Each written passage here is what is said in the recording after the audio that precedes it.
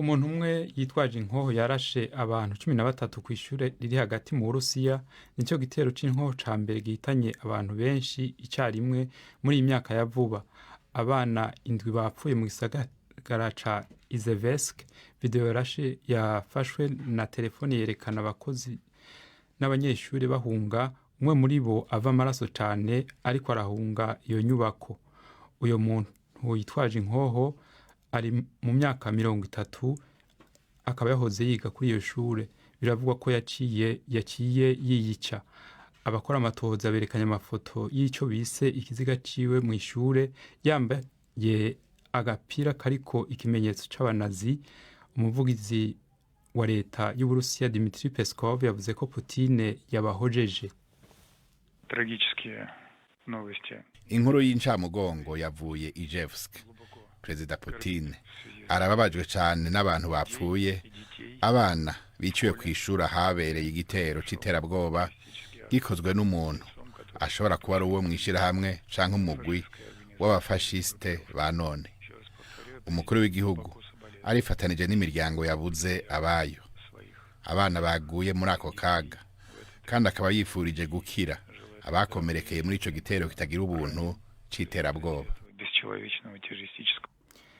Tukiri mu Burusiya nyene, abategetsi bagondoje barahava baremera ko amakosa yabaye, kubona abasirikare b'intega bizoza barahamagariwe kuza kugwana muri Ukraine. Hakwiragiye ku mbuga ngurukana bumenyi amakuru y'abantu badafise ubuhinga mu vya gisirikare bahamagawe kugwana hamwe n'abandi bashaje cane, ka mbere n'abandi bafise ubumuga. Izo nteguro zakuruye imigumuko hirya no hino mu gihugu, kandi n'umusirikare ajeje kwinjiza abantu mu gisirikare aragwaye cane inyuma yo kurasigwa mu gisagara kiri muri Siberi ca Ust-Ilmisk.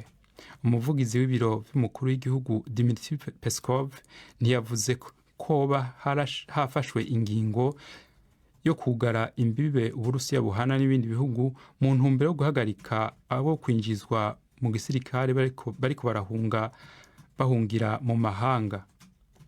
Abaganga bimenyereza bagiye mu myerekano mu bitaro bimwe biri hagati muri Uganda, ahantu ikiza ca Ebola kibandanya gikwiragira. Abaganga bimenyereza 34, abahinga mu vyo gutanga imiti n'abaforoma bagiriza leta ko itabahaye ibikoresho bikwiye bituma batandura amafaranga y'impanuka ziva kuvura hamwe n'ubwishingizi ku magara yabo. Abaganga 6 bimenyereza bashizwe mu kato mu kurindira kuraba ko baba baranduye Ebola. Leta ntaco irabivugako. Ku munsi w'Imana, umushikiranganje w'amagara y'abantu yavuze ko yikekwa ko abantu 34 bari bamaze kumenyekana ko banduye umugera wa Ebola mu ndwi iheze. Biribazwa ko abantu 21 bo bahitanywe n'umugera wa Ebola.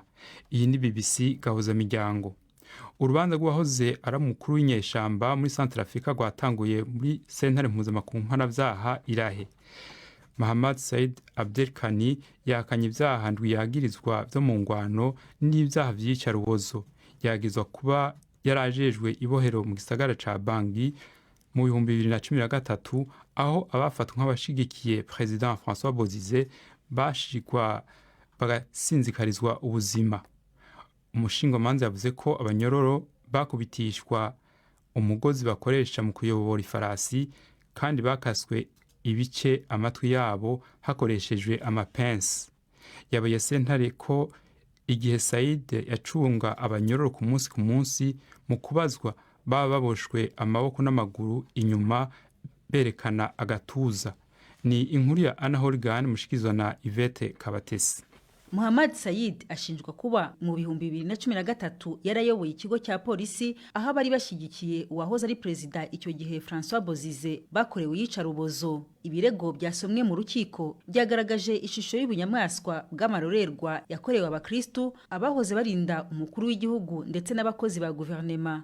Nk'uko ubushinjacyaha bubivuga, ngo abantu bafungwaga kubera impamvu za politike, ubwoko cyangwa igitsina, abafunzwe bakekwaga kuba ku ruhande rw'ubutegetsi bwa Bozize barakubitwaga bagatwikwa bagakorerwa ibikorwa bibahahamura bakimwa amafunguro n'amazi bagahatwa kunywa inkari zabo ndetse bagakorerwa iyicarubozo mu rwego rwo kubakuramwo amakuru. Bwana Said akekwaho kuba yarategetse gukora ibyo byaha no guhagarikira amabi yakorwaga buri munsi. Hagati aho itsinda ry'ababuranira Said rirahakana ukuri kw'ibimenyetso bw'ibyo aregwa.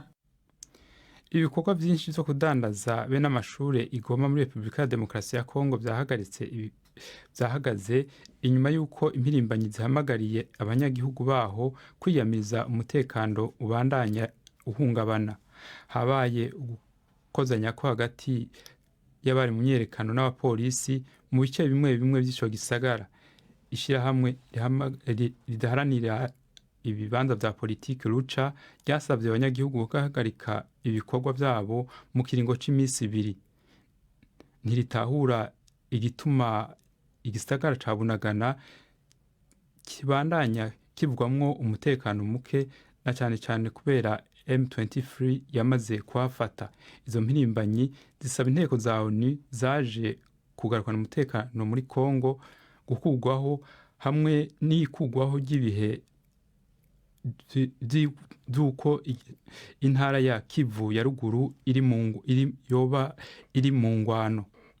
Umushikiranganji wa mbere w'Ubufaransa yagabishije leta y'Ubutaliyano ko iyo ariyo yose izoja itegerezwa kubahiriza agateka ka zina muntu inyuma y'amatora yo kuwa gatandatu yabaye agashira umugambwe The Brothers of Italy ku butegetsi. Uwo mugambwe ukaba ari wo watsinze. Elisabeth Borne yavuze ko Ubufaransa buzoguma bukurikirana ko uburenganzira bwo gukorora inda hamwe n'ubundi burenganzira zubahirijwe. Komisiyo ya Buraya yavuze ko yiteze ko imigenderanire yubaka ariyo izobandanya muri na leta nshasha y'Ubutaliyano. Imbere yaho iyo komisiyo yagabishije ko ishobora guhagarika imfashanyo ku Butaliyano niyo bwafata inzira y'igikenye. Umushikiranganji ajeje imigenderanire wa Amerika Anthony Blinken nawe nyene yavuze ko bazokurikirana ivyo ibera mu Butaliyano na cyane cyane mu bijanye n'agateka ka zina muntu. Muri Twitter yiwe akaba yavuze yuko Ubutaliyano na Amerika bisangiye intumbero ijanye n'agateka ka zina muntu. Florentine urakoze. Mark niyo nkuru kuri ayo makuru ya BBC.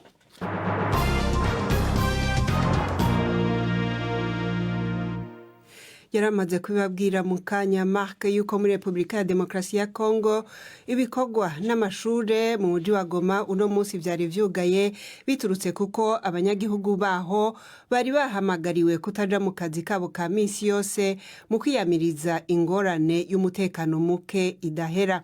Abari mu myerekano bakozanije ko n'abapolisi mu bice bimwe bimwe aho abasore bari bagiye gupfunga amayira yinjira mu mujyi wa Goma.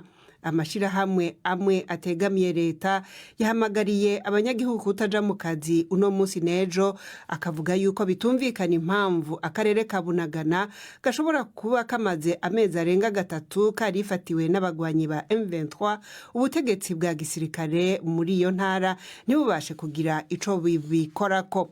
Faustin Nzangande wo muri Generation Positive rimwe mu mashirahamwe yatumye ko iyo myerekano yasobanuriye mugenzi wacu Jacques Nitegeka impamvu bayitumye ko. Ibyabiduteye twe Generation Positive dufatanyije na Lucha na Veranda Musanga mbese n'izindi mitwe zose byatewe n'ubutegetsi, kuko ubutegetsi turimo buno dutegetswe n'abasirikare baje kutuzanira amahoro hano muri este y'igihugu, ariko byarananiranye. Mu karere ka Bunagana na karere kamaze amezi agategetswe n'inyeshambaga za M23.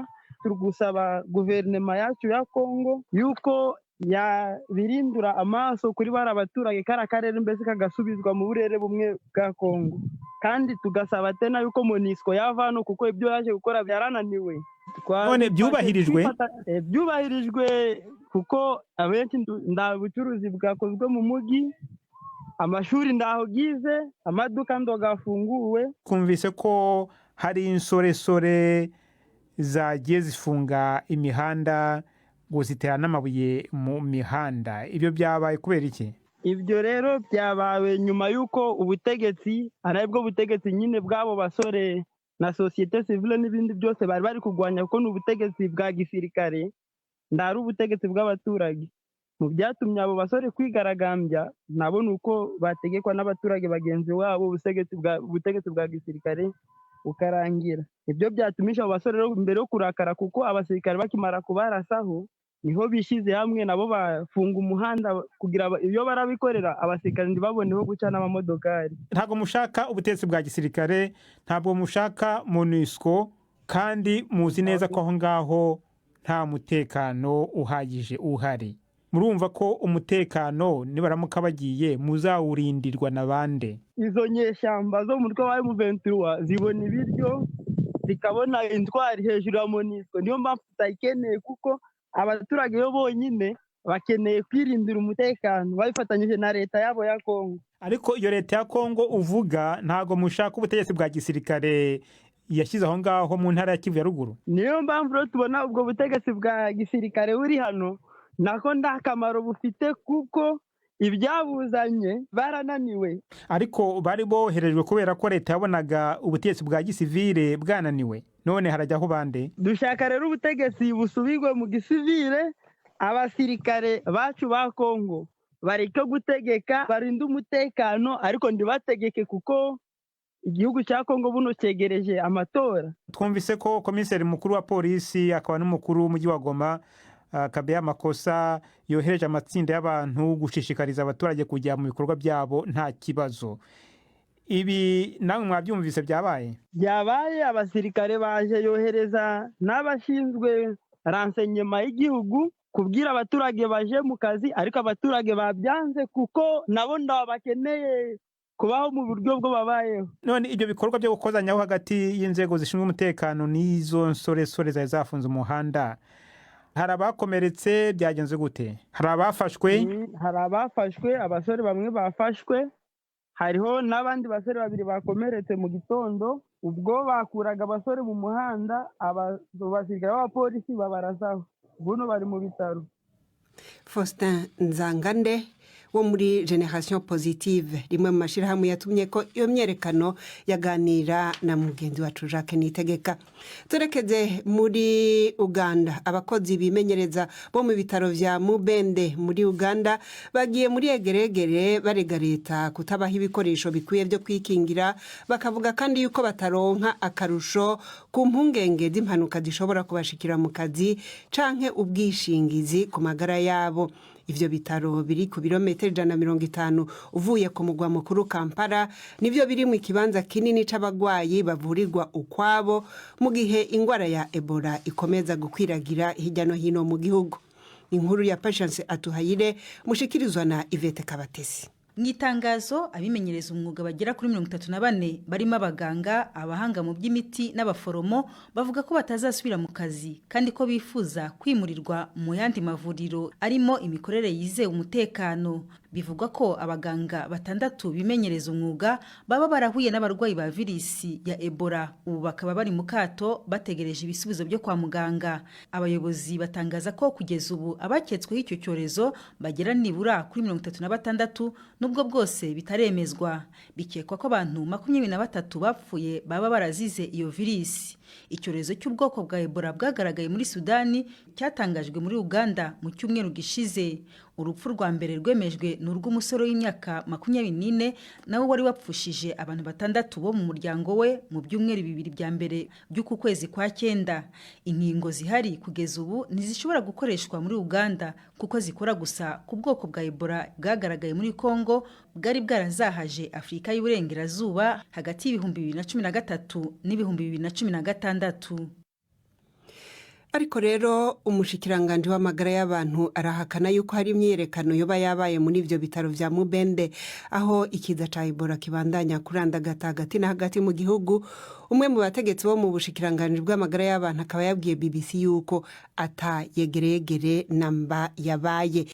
Mbere yo kuja mu Rwanda ariko tubabwiye yuko umushikiranganje wa mbere wa Hongrie Viktor Orban yaneguye atajya umunwa ubumwe bwa Buraya kubera ibihano bwafatiye Uburusiya mu ijambo yatanze mu gihe bari basanze bugurura ikiringo c'inama nshingamateka i Budapest. Bana Orban yagereranije ubumwe bwa Buraya n'imfunya yihanga inganzamarumbu mu guha ibihano Uburusiya. Yavuze yuko itakara ry'agaciro k'ifaranga ahanini rituruka kuri ivyo bihano Uburusiya bwahawe atari intambara Uburusiya bwashoje muri Ukraine. Ni inkuru ya Nick Tarpe mushikizwa na Jacques Niyitegeka. Avugira mu nteko nshingamateko yiganjemo abadepite bo mu ishyaka rye rya Fidesz nyuma y'amasaha makeya amaze kumva ko inshuti ye bakoranira bya hafi Giorgia Meloni byitezwe ko agiye kuba minisitiri w'intebe mushya w'Ubutaliyani, Viktor Orban yagaragaye nk'umuntu wizeye cyane.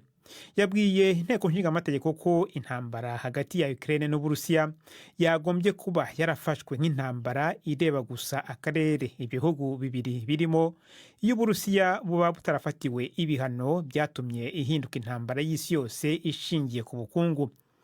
Amareta ashyigikiye ibyo bihano yavuze ko ari mu guhanwa n'abaturage bayatoye bakayashyira ku butegetsi. Avuga ku biganiro bikomeje hagati ya Budapest n'umuryango w'ubumwe bw'Uburayi ku bijyanye n'inkunga y'amafaranga, Minisitiri w'intebe wa Hongiriya yavuze ko niba umuryango w'ubumwe bw'Uburayi udakoze umufuka ngo utange ayo mafaranga, we azajya kuyashakisha ahandi. Reka tuje mu Rwanda. Inyuma yo kumenya ko muri ico gihugu habonetse itongo rya mbere ryagenewe gushingura imbwa, Jean-Claude Mwambutsa yagize nako amakenga yo kurigendera akaba yerekeje Birembo mu karere ka Gasabo, aho yasanze Daniel Bagaragaza yashinze iryo tongo ari kumwe n'abakozi 4 bari mu gikorwa cyo gushingura imbwa yitwa Kobi yapfuye izize ubugwayi.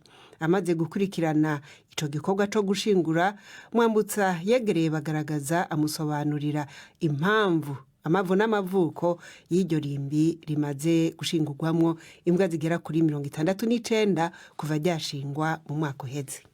Ni imbwa yitwa Kobi imyaka 8 yapfuye izize uburwayi bwo kugagara ingingo. Daniel yambwiye ko iyi mbwa yaguye kwa muganga. Uburyo iyi mbwa yashyinguwemo nabwo ntibumenyerewe mu Rwanda. Nabajije Bagaragaza uko yatekereje gushyingura iyi mbwa muri ubu buryo kandi bidasanzwe.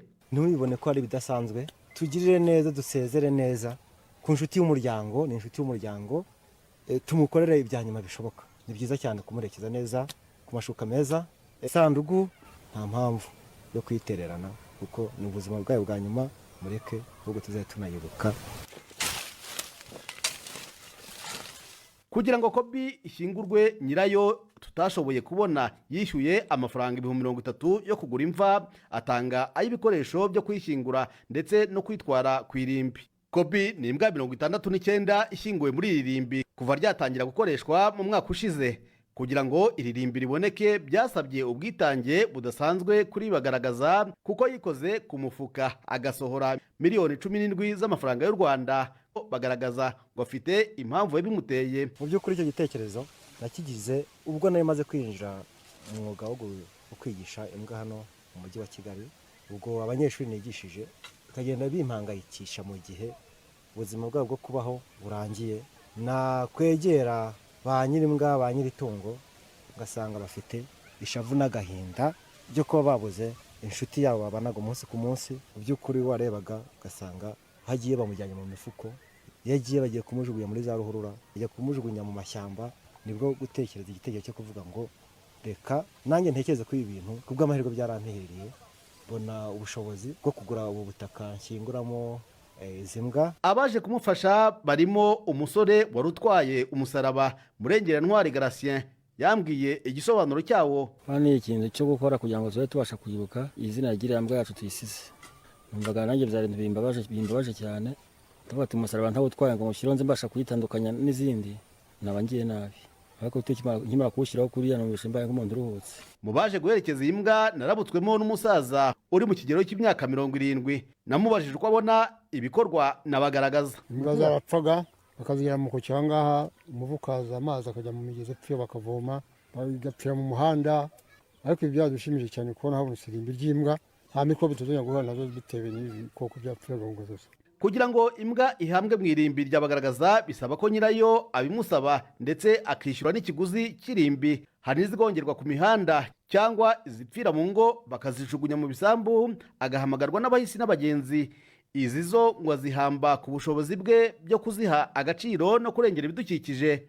Bagaragaza avuga ko atiteze kuzagaruza amafaranga yaguze ubutaka, cyakora ngo anyurwa n'uko akora ibyo akunda. Uku kwitangira aya matungo abana n'abantu mu rugo bagaragaza yabitangiye ubwo yakoraga akazi ko gutoza imbwa imico myiza ituma zibana n'abantu. Araziha amabwiriza mu Cyongereza nazo zikubahiriza itegeko zihawe. Ariko se azigisha iki? Ikinyabupfura rusange, ukagira igihe zibwira kwicara zikicara, ziryama zikaryama, zigahora zigahaguruka, ukazibwira ngo go zikagenda, ukazituma muri rusange kurinda ingo no kubana neza n'abantu. Gerageza kugira ngo mpindurire ubuzima bw'imbwa muri rusange. Icyagiye twari tuzi ko imbwa ari ikintu gifata umwanzuro gihubutse, imbwa ntabwo igihubuka, uyishyira kuri gahunda. Bagaragaza avuga ko imbwa ari itungo rimurutira ayandi ndetse rimwe na rimwe akiyita umubyeyi wazo cyangwa se umuvandimwe wazo. Nasanze imbwa ari cyo kintu cyo kubana nacyo ku bushuti nyanshuti w'inshuti nyanshuti idahemuka. Numva nifuza no kubona imbwa nka 500 nzicara uruhande, nziciyemo hagati, ishaka kunywa amazi nkayiha, ishaka two kurya nkayiha. Mu by'ukuri ikintu gikomeye kuri ngiye kuba ndi hagati y'imbwa kandi nkangeraho ko ari ngiye mbwa nkuru. Irimbi rye niryo rya mbere mu gihugu, cyakora amavuriro azivurayo amaze kuba 3 mu gihugu cyose.